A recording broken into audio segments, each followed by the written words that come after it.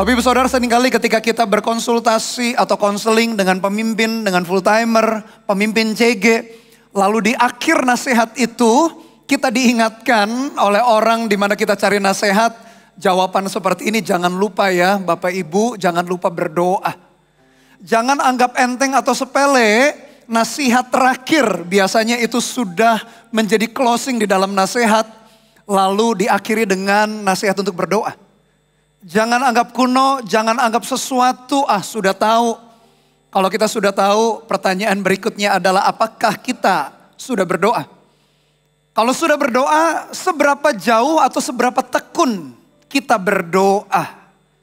Karena saya meyakini ada sesuatu yang berbeda, ada hal yang rohani, ada hal yang ajaib, ada hal yang supranatural terjadi ketika seseorang hidup di dalam gaya hidup yang demikian, yaitu gaya hidup untuk berdoa. Dan hari ini kita akan belajar bagaimana mujizat itu tak perlu jauh-jauh. Mujizat itu bisa terjadi di dalam rumah kita, di dalam perkawinan kita, di dalam pernikahan kita. Mujizat tidak usah jauh-jauh cari kemana-mana. Di rumah kita Tuhan bisa lakukan mujizat ketika ditemukan salah satu atau beberapa orang anggota keluarga berdoa. Mari kita lihat sebuah kisah di dalam Alkitab kita, di dalam Kejadian, pasal yang ke-25, ayat yang ke-19. Mari kita perhatikan kisah perjalanan daripada salah satu dari 3 nenek moyang bangsa Israel. Dan dalam Kejadian 25 dicatat kisah Ishak dan Ribka sebagai generasi kedua. Kalau kita pelajari Alkitab kita, ada 3 leluhur atau bapak nenek moyang daripada Israel, yaitu Abraham, Ishak, dan Yakub. Dan aneh sekali, meskipun Tuhan berjanji, Tuhan panggil Abraham menjadi bapak banyak bangsa, untuk berdiri sebuah bangsa yang besar, umat pilihan Tuhan, yaitu bangsa Israel. Tapi heran sekali, Abraham, Ishak, dan Yakub punya 3 problem yang sama. Yaitu sama-sama gak bisa punya anak atau kemandulan terjadi di tengah-tengah keluarga atau di tengah-tengah pernikahan. Aneh Tuhan kita. Katanya dipanggil jadi bangsa yang besar. Katanya dipanggil untuk memiliki sebuah tempat lalu dijadikan umat pilihan Tuhan. Lalu lewat umat pilihan Tuhan itu rencana Tuhan mau diselesaikan. Tapi heran, maupun Abraham, Ishak maupun Yakub, problemnya sama semua. Mandul, mandul, mandul, dan mandul. Kalau Tuhan mengizinkan tantangan di dalam hidup kita. Ada kemandulan, mungkin hari ini kita tidak berjumpa dengan kemandulan secara fisik. Ada juga mungkin di antara Bapak Ibu Saudara yang bergumul mengenai anak jasmani. Atau di dalam kemandulan yang lain. Padahal Tuhan berjanji mau pakai kita katanya. Tapi heran sekali Tuhan kok izinkan kemandulan terjadi di dalam hidup kita. Saya yakin di balik semua peristiwa, di dalam semua kejadian yang kita jumpai, bahkan himpitan dan masalah, saya yakin Tuhan itu turut bekerja di dalam segala sesuatu untuk mendatangkan kebaikan bagi kita orang-orang yang mengasihi Dia. Jadi jangan dulu bersungut-sungut, jangan dulu lepaskan janji Tuhan. Daud saking hati-hatinya pegang firman Tuhan, dia berkata begini, Tuhan, aku simpan janjimu dalam hatiku supaya aku jangan berdosa di hadapan Engkau. Jadi kalau hari ini janji Tuhan, mimpi yang Tuhan berikan katanya the year of dreams and visions. Tapi seolah-olah masih jauh terjadi. Jangan lepaskan mimpi itu. Jangan lepaskan kepercayaan iman kita kepada Tuhan. Daud sangat hati-hati, dia berkata, Tuhan, aku simpan janjimu dalam hatiku supaya aku jangan berdosa. Dalam perjalanannya pun menuju visi dan mimpi yang Tuhan mau genapi dalam hidup Daud. Daud harus menjumpai banyak hal yang menekan, menghimpit kehidupannya. Asalkan respon kita benar, mujizat itu bisa terjadi gak perlu jauh-jauh di dalam keluarga, dalam rumah tangga kita, di dalam pernikahan kita. Mari kita lihat ayat yang ke-19 dalam Kejadian 25 ayat yang ke-19. Inilah riwayat keturunan Ishak, anak Abraham. Abraham memperanakan Ishak. Dan Ishak berumur 40 tahun. Ketika Ribka anak Betuel orang Aram dari Padan Aram, saudara perempuan Laban orang Aram itu diambilnya menjadi istrinya. Dicatat ada angka 40. Bagi orang Israel, Alkitab kita itu kan ditulis dalam sastra Ibrani. Setiap angka itu punya maknanya. Angka 40 pun berbicara mengenai proses. Bapak Ibu Saudara, setiap proses di dalam level kehidupan kita perlu disikapi dengan cara yang tepat. Karena setiap fase itu ada tantangannya. Para ahli mencoba membagi hidup manusia itu. Kalau Musa berkata hidup manusia 70-80 tahun dibagi per 20 tahun.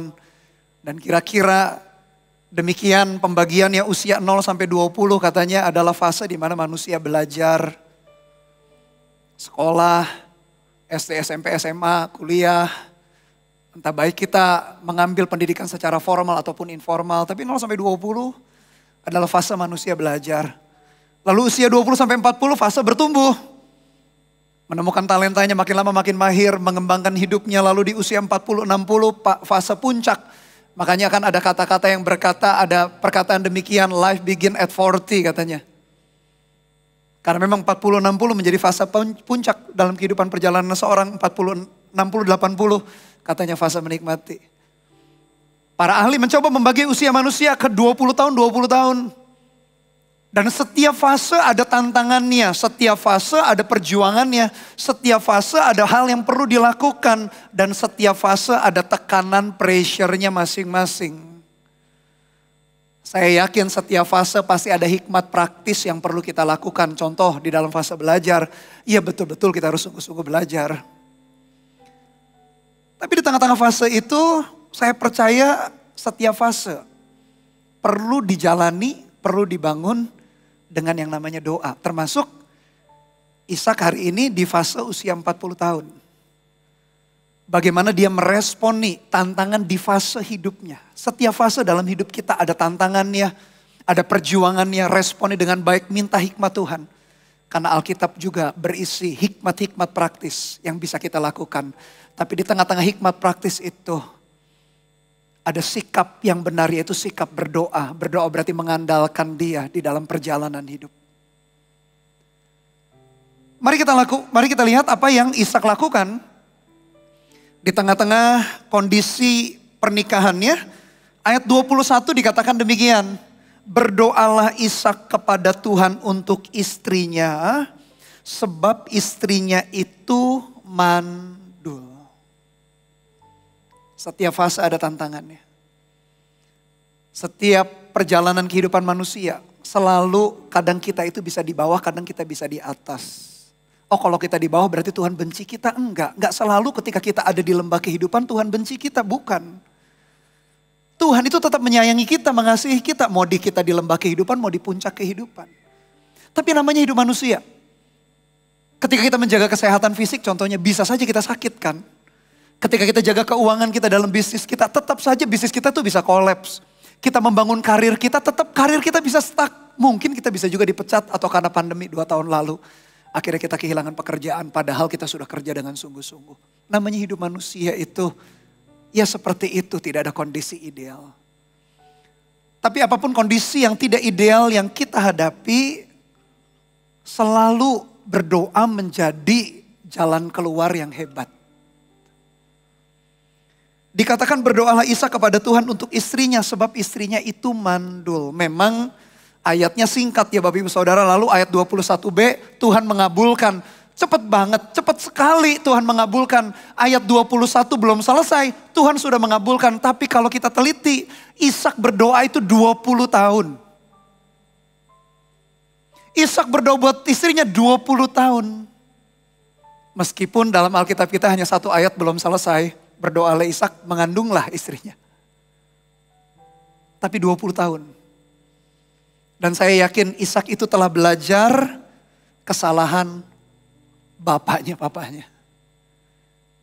Abraham punya istri Sarah juga gak bisa punya anak.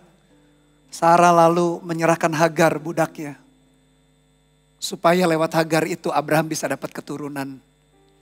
Di dalam perjalanan keluarganya Ishak telah belajar kesalahan Abraham papanya.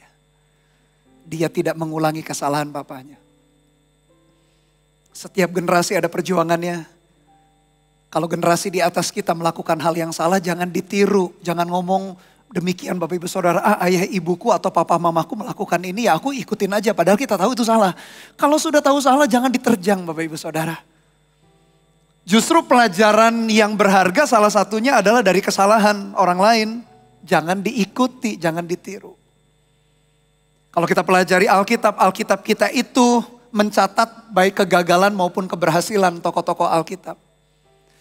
Dulu waktu awal bertobat, saya sempat protes sama Tuhan, saya berkata Tuhan, kalau Tuhan itu buat Alkitab, saya berlagak tahu lagi ngajari Tuhan. Kalau Tuhan buat Alkitab, dikasih contoh-contoh yang hebat-hebat.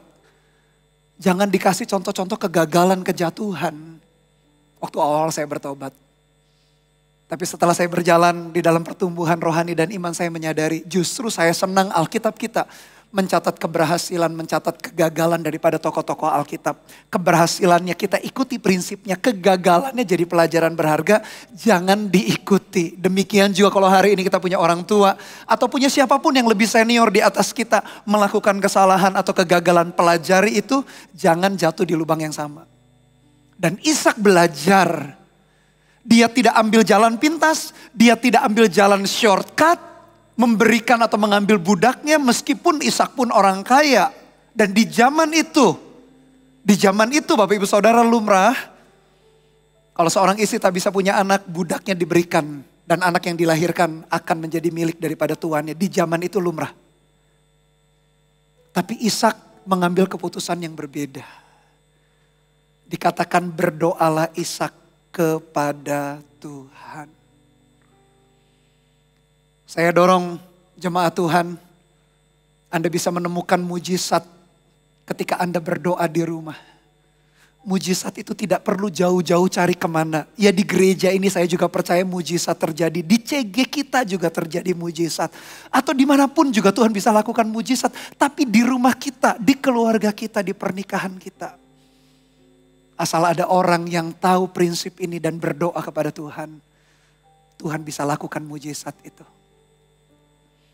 Seringkali orang Kristen berpikir hal yang rohani itu adalah bagian wanita, bagian istri, termasuk hal doa.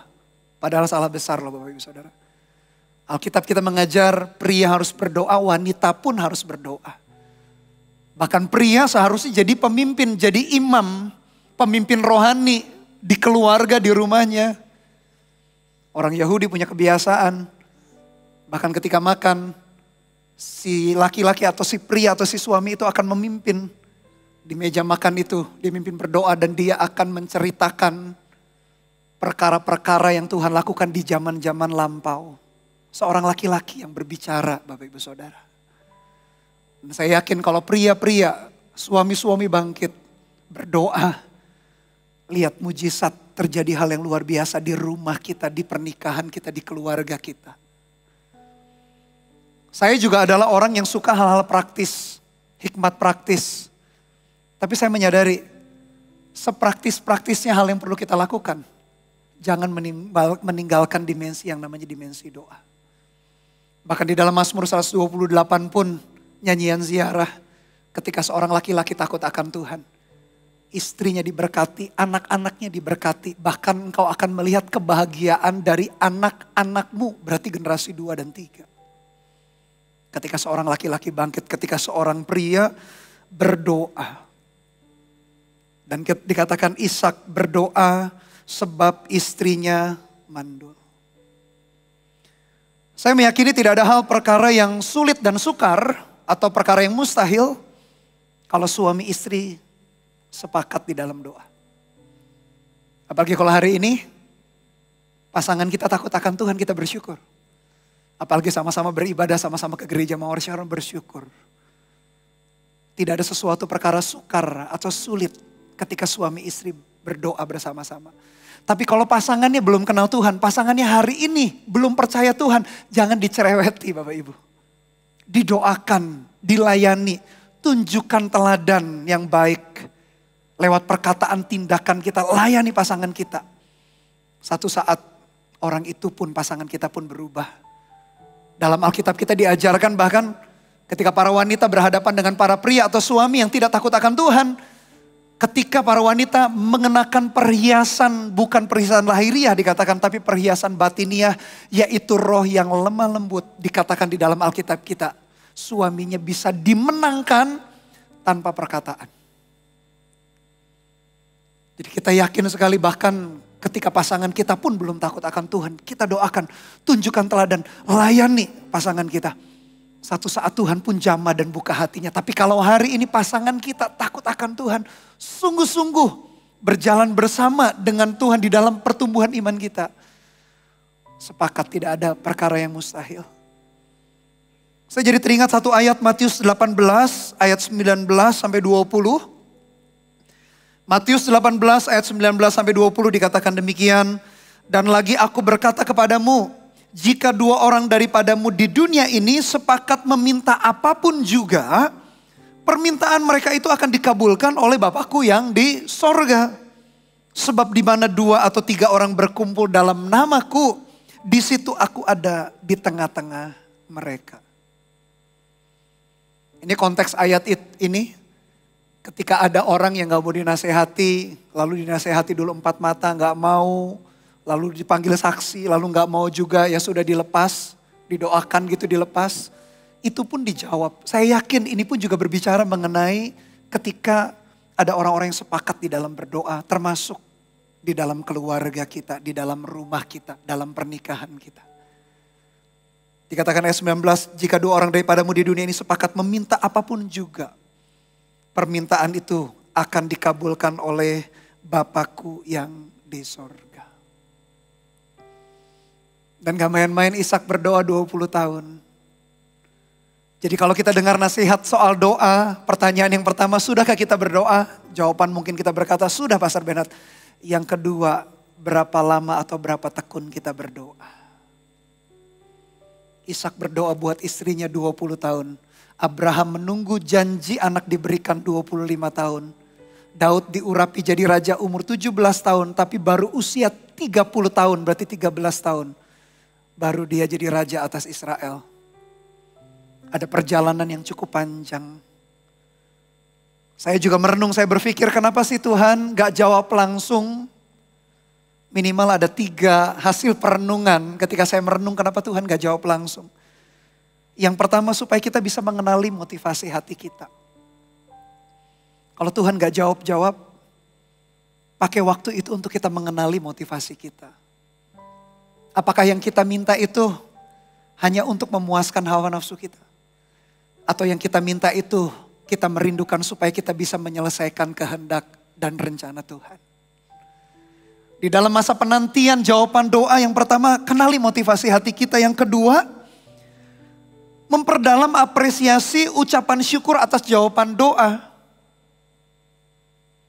Lalu yang ketiga, menggunakan jawaban doa dengan bijaksana. Karena sesuatu yang gampang diperoleh easy come, easy go. Sesuatu itu mudah dilepas kalau sesuatu mudah kita terima.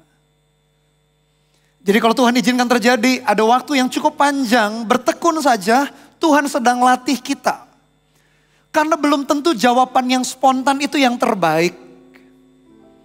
Saya pernah diminta untuk mendoakan seorang ibu yang sudah kritis. Keluarga sudah berkumpul. Dipikirnya saya pendeta dipanggil untuk memperlancar begitu ya, dipanggil Tuhan lah. Jadi pendeta pencabut nyawa begitu. Di tengah-tengah ICU itu dikerumuni oleh keluarga. Belum sempat saya doakan, saya cuma berkata Tuhan, tante Tuhan Yesus mengasihi tante, tiba-tiba wanita ini bangun. Padahal sudah kritis selama seminggu. Keluarga sudah pasrah. Langsung mujizat terjadi, langsung disembuhkan, instan, spontan. Belum kenal Tuhan, belum percaya Tuhan Yesus. Saya tanya Bapak Ibu Saudara, kira-kira ketika saya tantang terima keselamatan, terima Tuhan Yesus enggak? Ini ibu. Spontan loh mujizatnya. Langsung dijawab Tuhan. Terima enggak? Dengan sedih hati saya berkata, tetap tidak terima Tuhan Yesus sebagai Tuhan dan Juru Selamat. Jadi siapa bilang kalau doa langsung dijawab, pasti saya akan sungguh-sungguh ikut Tuhan. Ada yang pernah janji gitu Bapak Ibu Saudara? Tuhan kalau engkau menjawab doaku, entah soal apapun, aku pasti melayani, aku pasti sungguh-sungguh. Belum tentu. Dalam Alkitab kita dicatat beberapa contoh, bahkan banyak contoh dalam Alkitab kita. Orang yang dijawab doanya mengalami mujizat, mengalami pertolongan yang hebat-hebat, yang spektakuler. Pada akhirnya meninggalkan Tuhan. Jadi kalau hari ini doa kita belum dijawab, bertekun saja. Ada proses tersendiri dalam hati kita. Kenali motivasi hati kita.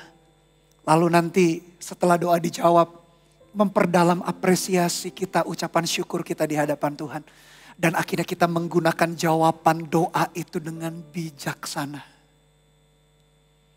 Tadi pagi saya cerita ada seorang raja namanya Hizkia. Nabi Yesaya sudah kasih tahu pesan Tuhan, kamu akan mati, gak akan pernah sembuh. Nabi yang ngomong, Yesaya itu salah satu nabi besar dalam Alkitab kita. Bukan nabi berbadan besar, tapi catatannya cukup panjang. Ini nabi gak main-main nyampaikan pesan Tuhan, Raja Hizkia kamu pasti mati. Karena demikianlah firman Tuhan.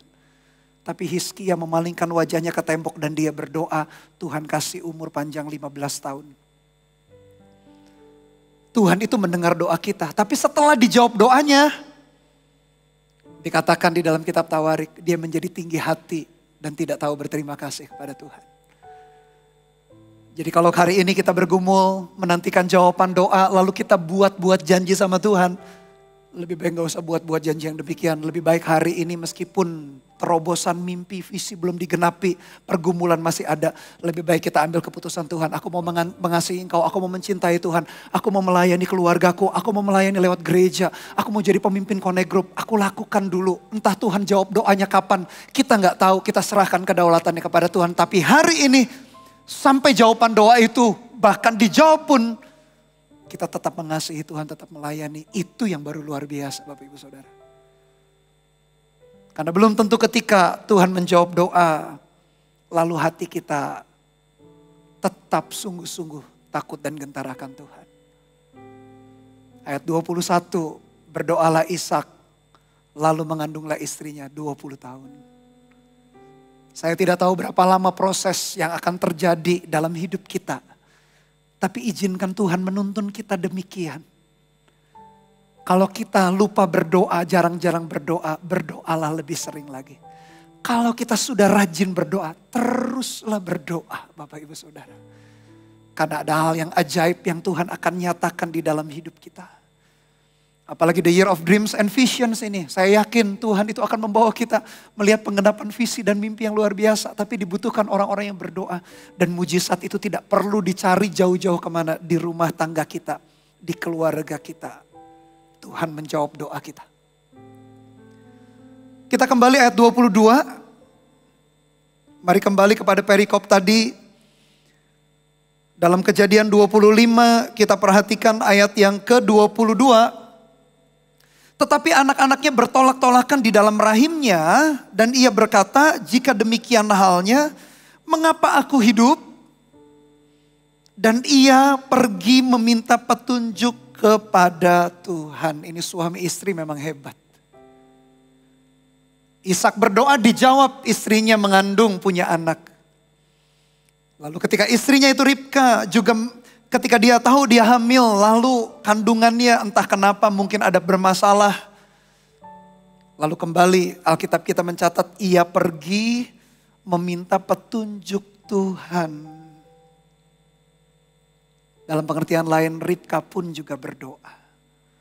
Ini suaminya berdoa, istrinya berdoa. Cocok ini klop.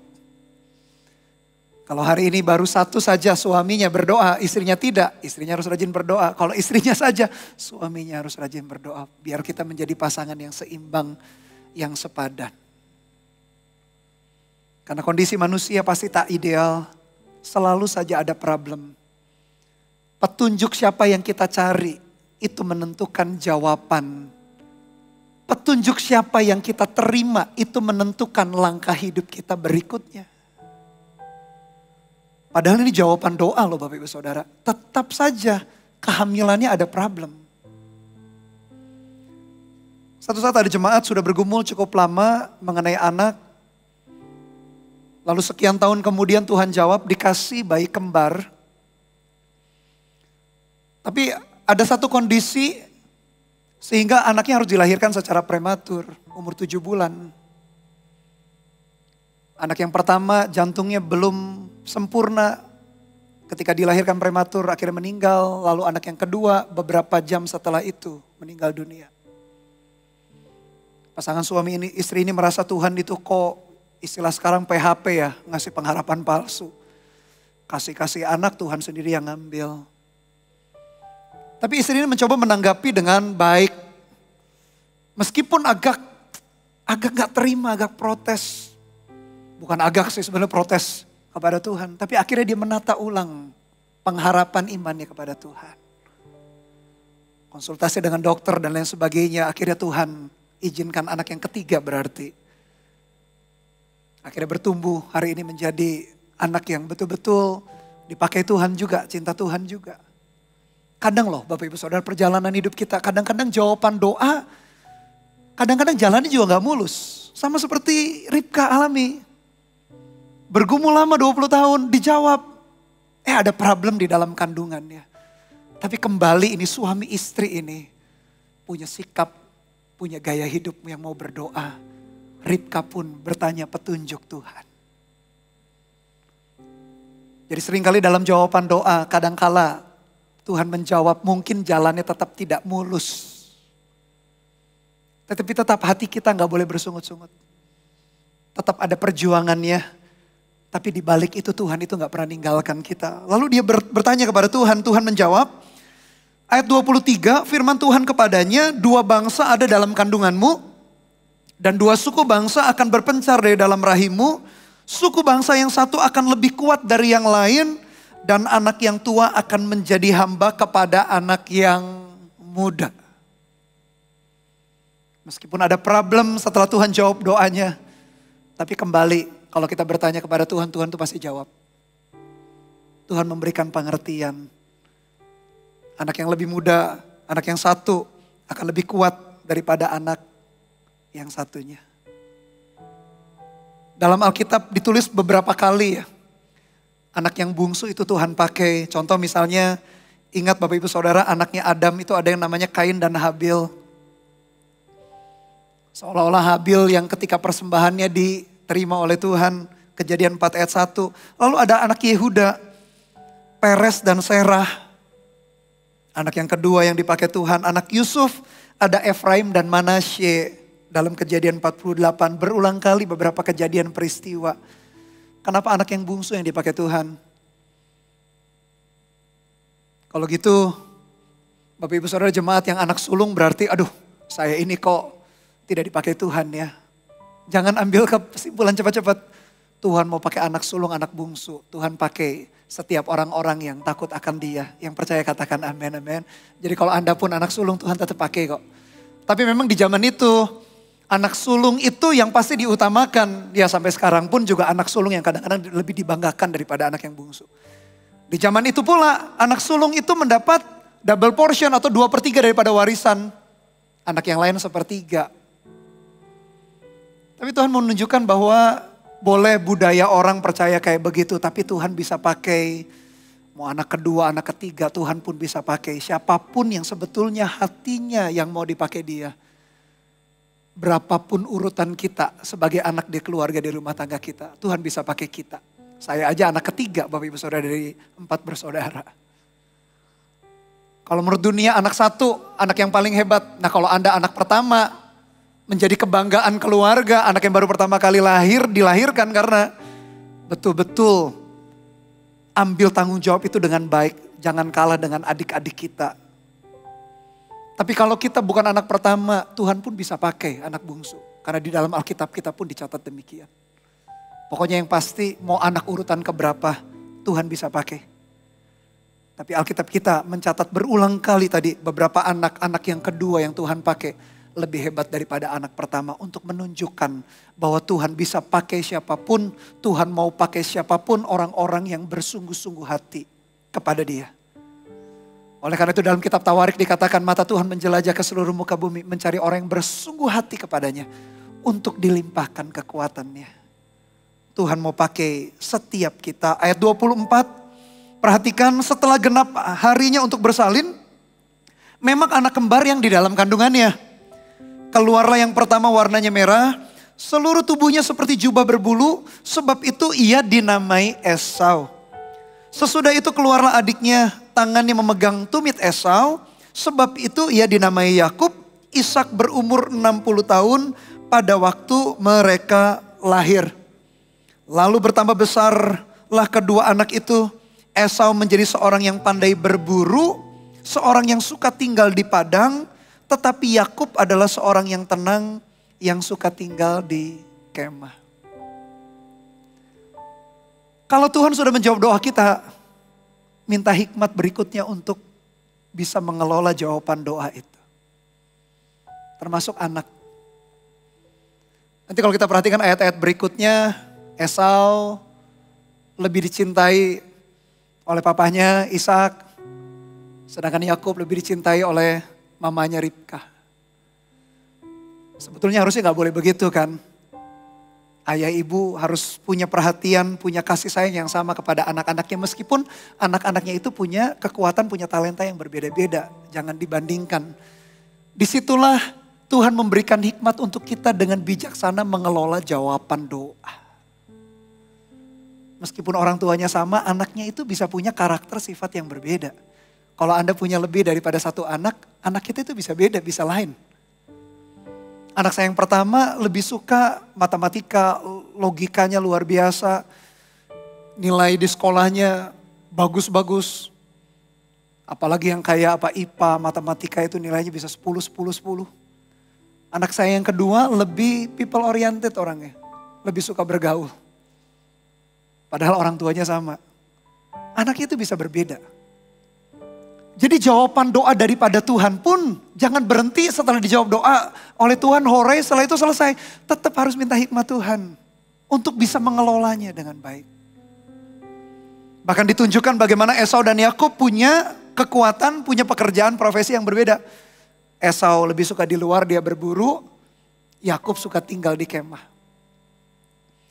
Saya jadi teringat para ahli itu mencoba membagi manusia ke dalam 10 macam kecerdasan, ya sebagai pengetahuan saja. Supaya kalau kita punya anak lebih daripada satu, kita jangan membandingkan anak kita yang pertama dengan yang kedua dan berikutnya. Tapi minta hikmat Tuhan untuk mengelola. Kalau menurut para ahli sih ada 10 kecerdasan, katanya ada word smart, reasoning smart, picture smart, body smart, music smart, people smart, self smart, nature smart, food smart, spiritual smart. Ada 10 kecerdasan kalau menurut para ahli.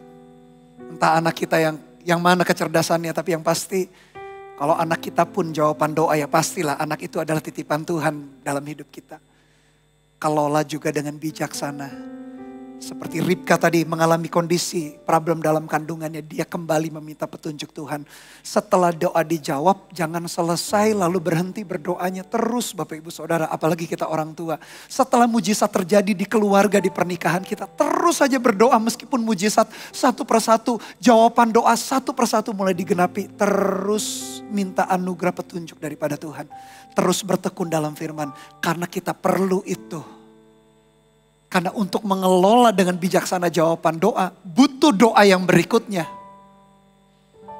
Jadi jangan selesai jawaban doa diberikan, ya sudah selesai hore, that's it. Kita tutup buku. Enggak, masih ada perjalanan yang begitu panjang. Di mana Tuhan mau bawa kita terus berjalan sampai visi dan mimpi daripada Tuhan digenapi. Ayat 28, Ishak sayang kepada Esau, sebab ia suka makan daging buruan, tetapi Ribka kasih kepada Yakub. Sebagai orang tua sayangnya harus sama, anak kita mau yang keberapa tetap sayangnya sama. Tapi diperlakukan dengan hikmat, dengan bijaksana, karena kecerdasannya, kepandaiannya bisa beda-beda. Dan Tuhan pasti akan kasih hikmat kepada kita sebagai orang tua. Ayat 29 kita perhatikan, pada suatu kali Yakub sedang memasak sesuatu, lalu datanglah Esau dengan lelah dari padang.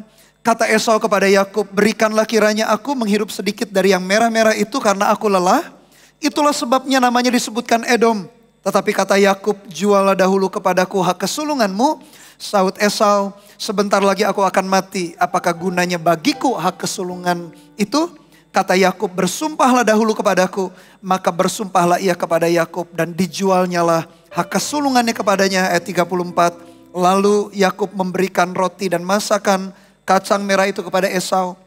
Ia makan dan minum, lalu berdiri dan pergi. Demikianlah Esau memandang ringan hak kesulungan itu. Kalau kita perhatikan ceritanya, kisahnya, tetap Bapak Ibu Saudara, meskipun jawaban doa Esau dengan Yakub itu jawaban doa, tetap perlu hikmat, perlu orang tua menuntun dengan baik.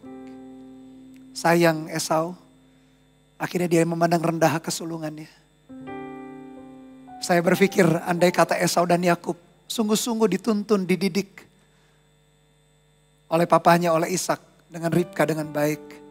Selalu bertanya petunjuk Tuhan. Mungkin ada hal tertentu yang bisa terhindarkan.